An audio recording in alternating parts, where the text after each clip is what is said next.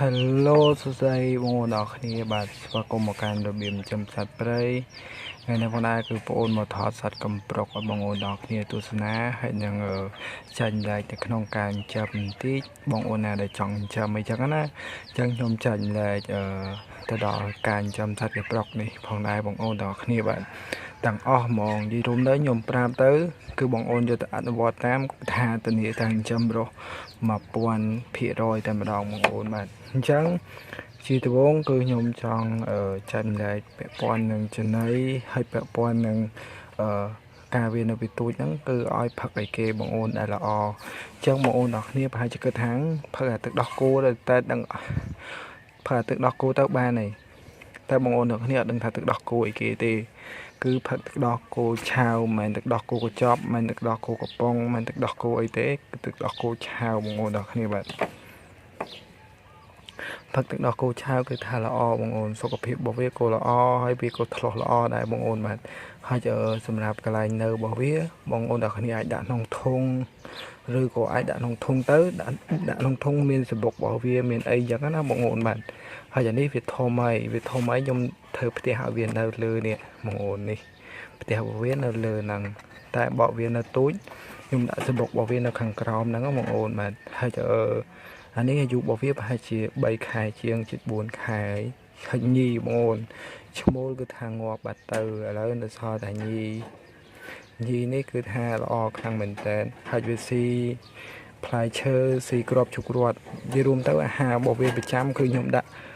គ្រាប់ជុករត់ច្រើនជាងបងអូនគ្រាប់ជុករត់ហើយបងអូនខ្លះគាត់ដាក់ស្រូវឲ្យវាស៊ីបងអូនខ្លះក៏ដាក់ស្រូវហើយខ្ញុំដាក់ជុករត់ខ្លះទៅខ្ញុំដាក់ផ្កាស្មៅលេជាមួយឈូករត់អីចឹងទៅបងអូនទាំងគ្នាតែស្រូវខ្ញុំមិនដែលដាក់ទេតែបងអូនទាំងគ្នាដាក់ស្រូវក៏ដាក់ទៅអត់ក៏អត់ទៅតែខ្ញុំដាក់ចំណីរបស់វាជាប្រចាំថ្ងៃគឺគ្រាប់ឈូករត់បងអូននិយាយរួមទៅសំបីតែប្រទេសគេក៏គេដាក់ឈូករត់ដែរឈូករត់ហើយនឹងស្ដែកដីអាស្ដែកដីឆាវបងអូនបាទស្ដែកដីគ្រាប់ស្ដែកដីហ្នឹងក៏គេដាក់ឲ្យវាស៊ីដែរហ្នឹងហើយគេលេជាមួយឈូករត់លេជាមួយអីបងអូនអញ្ចឹងហ្នឹងចំណីរបស់វាហើយការចិញ្ចឹមខ្ញុំគឺថាបើសិនជាវានៅពីទូចបងអូនទាំងគ្នាត្រូវមានពូលកម្ដៅមួយពូលពងមាន់ហ្នឹងមួយមកដើម្បីយកមកឲ្យវាបាក់ឲ្យវាកក់ក្ដៅបងអូនបាទតែកុំបាក់យូរពេកវាអត់វាក្ដៅទៅងាប់វិញហើយនេះបងអូននេះពេលវារត់វាអត់ណាទេបងអូនសត្វនេះគឺថាវា slow ទេវាអញ្ចឹងចាំវាតែពីទូចមកអញ្ចឹងណាអញ្ចឹងវាអត់ផ្អើលអត់អីទៅណាទេបងអូនបាទអត់ផ្អើលអត់អីទៅណាទេតែយើងលេងវាអត់សូវបានទេដោយសារតែវានេះបងអូនវាភ្ញាក់បងអូនបាទតចាប់វាអុញនឹងបន្តិចនេះពេចកមុក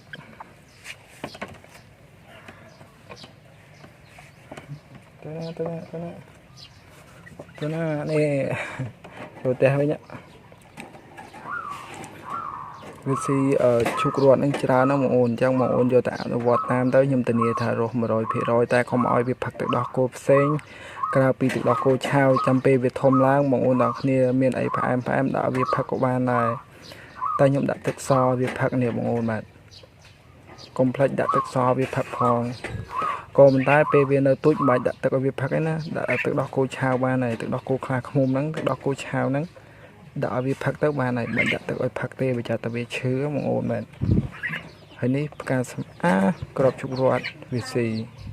ហើយវាស៊ីវាទៅពះវាស៊ីទៅដៃពីរទេវាអង្គុយស៊ីបងអូនមែនបងអូនណាដែលឃើញគឺដែលឃើញបងអូនណាដែលឃើញគឺអត់ដែរពុកហើយវាអត់ទាន់ធំទេបងអូនមែនប៉ាត់ដល់ផ្លែសម្រាប់ពេលវាធំឡើងបងប្អូនទាំងគ្នាបដូរផ្ទះវាពីក្រោមយកមកដាក់លើវិញបងប្អូនកាត់กระดาษឡាំងដូចខ្ញុំអញ្ចឹងមកក៏បានដែរនេះกระดาษឡាំងខ្ញុំកាត់មកខ្ញុំបិទកៅបិទអីមកឲ្យវាស្អាតឲ្យវាអីអញ្ចឹងណាបងប្អូនហើយខ្ញុំកាត់ទៅហើយខ្ញុំចោះប្រហោងទូចអាកន្លែងនេះគឺចោះប្រហោងទូចទេតែខនវាកេធំបងប្អូនបាទកេធំហើយគឺវាចូលទៅដេកនៅក្នុងនឹងយកអីចឹងណាបងប្អូនឲ្យយើងទៅលេងនៅខាងក្រោមនេះយើងដាក់គ្រាប់ជុករត់យើងដាក់ផ្កាស្មៅយើងដាក់ទឹកឲ្យវាផឹកហើយយើងដាក់វាផឹកអញ្ចឹងណាបងប្អូនឲ្យទៅលេហើយថាគ្រាប់ជុករត់អាគ្រាប់ទូចនេះគឺវាផ្អែមខ្លាំងបងប្អូន ផ្អែមខ្លាំងដល់ថ្នាក់ជាម៉ោចវីរ៉ូមកបងប្អូនបាទអញ្ចឹងអាសាបោះខាងក្រោមនឹងផងហើយខ្ញុំទៅយកទៅចាក់ចោលមិននឹងដែរទេបងប្អូនហើយនេះជាផ្ទះរបស់វាមួយហ្នឹង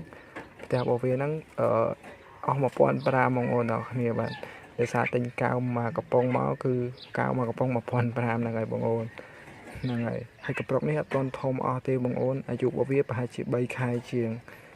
បើប៉ុណ្ណឹងបងប្អូនមើលនេះប្រហែលជា3ខែហ្នឹងបងប្អូនបាទប៉ុណ្ណឹងគឺថាធំល្អមែនតើញីបងប្អូនហើយបងប្អូនណាមានឈ្មោលសុំមកបងប្អូនបាទខ្ញុំសុំមកហ្នឹងហើយអានេះឈ្មោលសัตว์កំប្រុកវាអត់ទាន់ធំអស់ទេអញ្ចឹងវីដេអូហ្នឹងគឺថាមានតែប៉ុណ្្នឹងទេបងប្អូនទាំងអស់គ្នាហើយក៏អរគុណសម្រាប់ការទស្សនាវីដេអូតាំងពីដើមរហូតដល់ចប់ផងដែរអរគុណជួបគ្នានៅវីដេអូក្រោយបាយបាយ